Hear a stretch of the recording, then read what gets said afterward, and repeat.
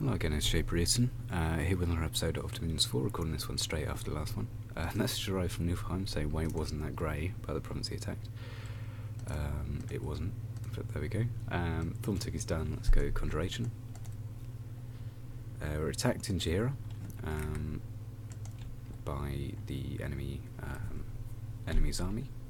So there's some city guards here who are like your more or less standard infantry, light inf who are again pretty standard. Sacred Serpents who increase the morale of anyone they're with, and Falconeers who are a pretty bad, honestly, unit. Let's get these elephants joining up.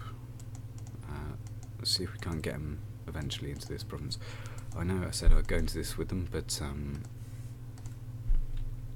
apparently this guy's significantly better in forests, so if we can find a good way to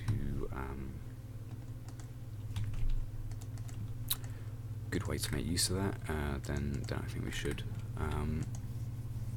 I would predict he's going to attack here because the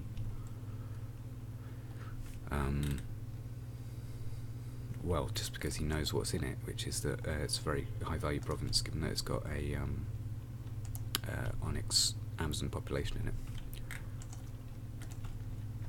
Right, this guy here is just going to keep leading these guys. Just put him back a little bit. Not really sure what to shoot with these, because if we have another look, just pause it straight away. Okay, so this High Priest of Ctis, who cares? Same goes for the Man King. He's just there as extra leadership. This guy Limp means that he's pretty bad as a combat pretender, and he doesn't have all manner of things that would be quite useful for him. For example, he doesn't have very good regen. He hasn't got the levels in Earth to be able to cast it without to cast Reinvigoration without some additional help. His sphere already exists, so he didn't need to take it to 5 to create any, and it is very high. But overall, this is a very, very killable pretender. Especially, as I've probably already said, once we get Mind Hunt, because he's got absolutely no astral defense. Right, this guy's sneaking over here to have a look. Whatever's going on. These wastes are a nightmare. I've said it like obviously 100 times now, but not only do they not give you any money, but the strategic mobility aspect of it is just pretty vexatious. Right, let's get this guy going back to the capital.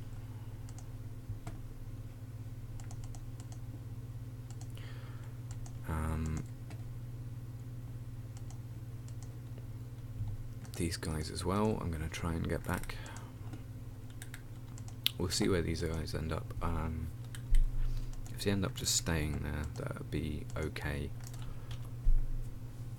I'm also really surprised by this.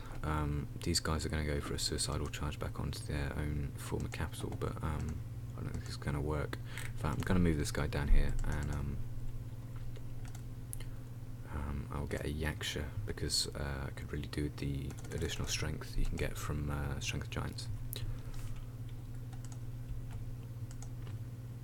The capital owned mages of Kailasa are relatively unique in that they are both non-slow to recruit.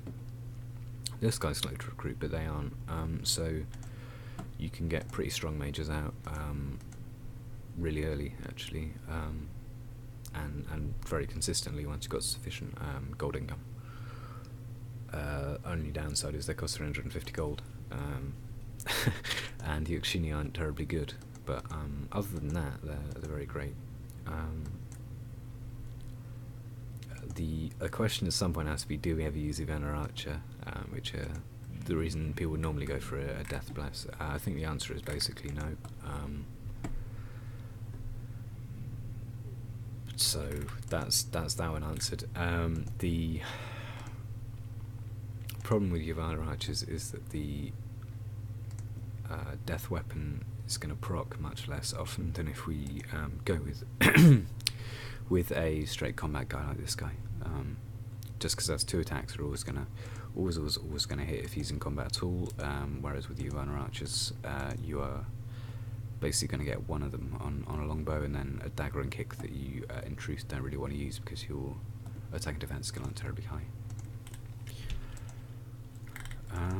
Right, let's see what's going on then. So conjuration is going to be done in like 2 turns. After that, I guess go conjuration to 5 for our extra good summons. Ghandarva is actually our very useful chassis, or just unit really rather than chassis.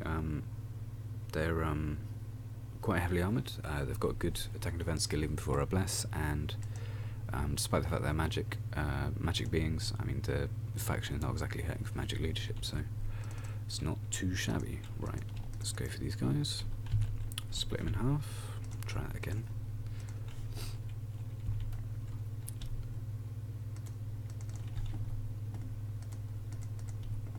So using these ones to make something of a wall in front of the mages while they cast all their spells. Let's get his orders set up. So raise skeletons, and then animate skeleton. These are going to be the basic orders for most of them. So that's order 2.